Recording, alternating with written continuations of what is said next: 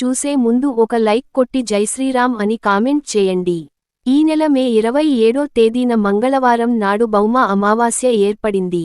మే 26 సోమవారం నాడు ఉదయం 11 గంటలకు అమావాస్య ప్రారంభమై మంగళవారం ఉదయం 9 గంటల వరకు ఉంటుంది. కాబట్టి ఉదయం తిథి ప్రకారం మే 27 మంగళవారం నాడు అమావాస్య తిథి ఏర్పడింది.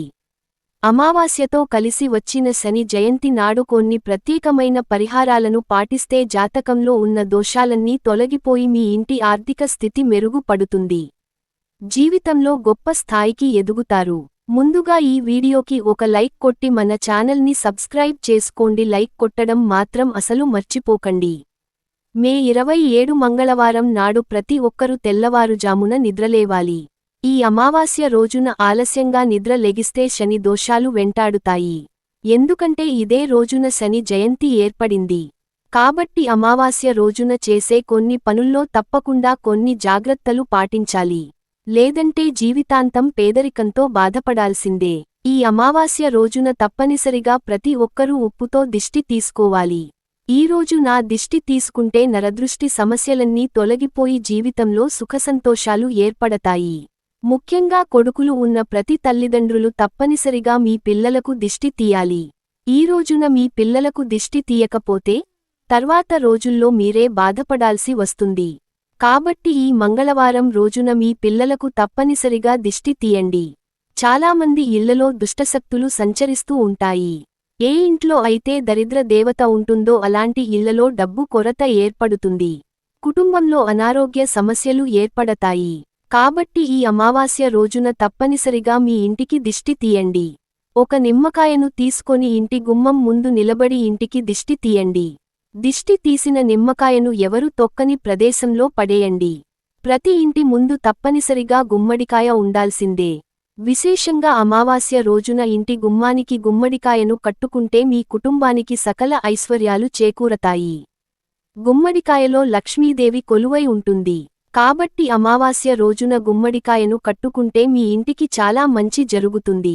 మనలో చాలామంది డబ్బు కోసం ఎంతో కష్టపడి పని చేస్తారు. కష్టపడి సంపాదన మొత్తం నీళ్లలా ఖర్చయిపోతూ ఖర్చులు పెరుగుతూ ఉంటాయి.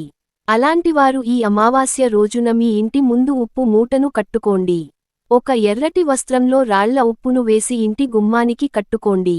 మీ ఇంట్లోకి డబ్బు రావడం స్టార్ట్ అవుతుంది. క్రమక్రమంగా మీ ఇంటి ఆదాయం పెరిగి ఇంట్లో డబ్బు సమస్యలు లేకుండా ఉంటాయి. అసలు ఈ భౌమ అమావాస్య రోజున ఏది చేసినా చేయకపోయినా మీ ఇంటి ముందు స్వస్తిక్ గుర్తును వేసుకోండి. మీ ఇంట్లోకి దైవశక్తులు ప్రవేశిస్తాయి.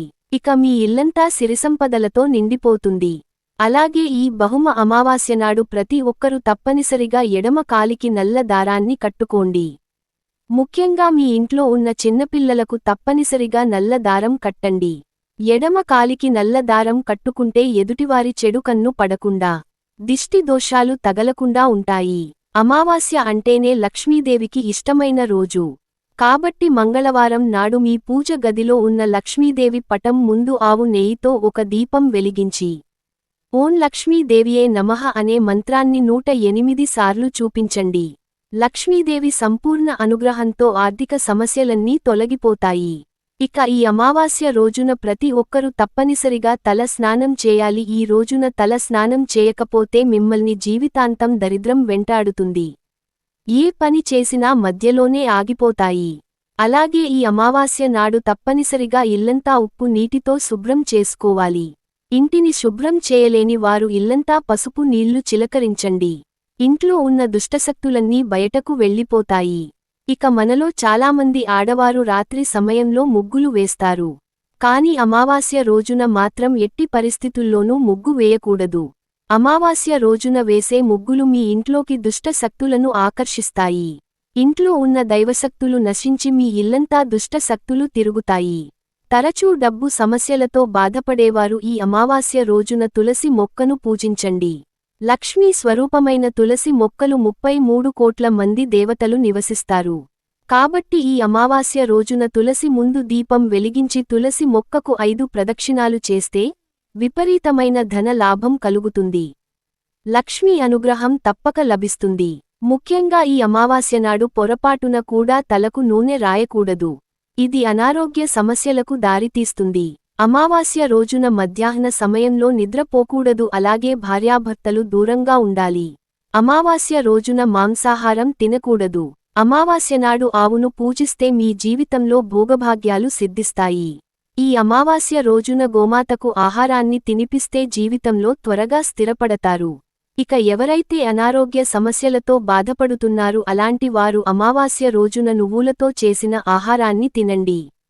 మంచి ఆరోగ్యం లభిస్తుంది. అమావాస్య రోజున కొత్త వస్త్రాలు ధరించకూడదు. అలాగే కొత్త పనులను ప్రారంభించకూడదు. గడ్డం తీసుకోవడం, జుట్టు కదిరించుకోవడం, గోళ్లు కత్తిరించుకోవడం చేయకూడదు. అమావాస్య రోజున రాత్రి సమయంలో పసిపిల్లలను బయటకు తీసుకురాకూడదు. బీరువాను లక్ష్మీ రూపంగా భావిస్తారు కాబట్టి అమావాస్య రోజున మీ బీరువా తలుపులను శుభ్రం చేసి బీరువాపైన కుంకుమ బొట్లు పెట్టుకోండి. మీ ఇంట్లో లక్ష్మీదేవి స్థిర నివాసం ఉంటుంది. ఈ అమావాస్య రోజున శని జయంతి కూడా ఏర్పడింది. కాబట్టి మన జాతకంలోను శని దేవుని అనుగ్రహం ఉంటే జీవితంలో దేనికి లోటు లేకుండా జీవితాంతం అష్టైశ్వర్యాలతో జీవించవచ్చు. కాబట్టి అమావాస్య రోజున నవగ్రహాల చుట్టూ 9 ప్రదక్షిణాలు చేసి శనిదేవునికి నమస్కారం చేసుకుంటే జీవితంలో డబ్బు కొరత ఏర్పడకుండా ఉంటుంది. అమావాస్య రోజున దానధర్మాలు చేస్తే మీ పితృదేవతలు సంతోషిస్తారు. జీవితంలో ప్రశాంతత లభిస్తుంది. ఆర్థిక సమస్యలు తొలగిపోతాయి. ఈరోజు నల్ల నువ్వులు దానం చేస్తే మీ పితృదేవతల ఆశీర్వాదం లభిస్తుంది.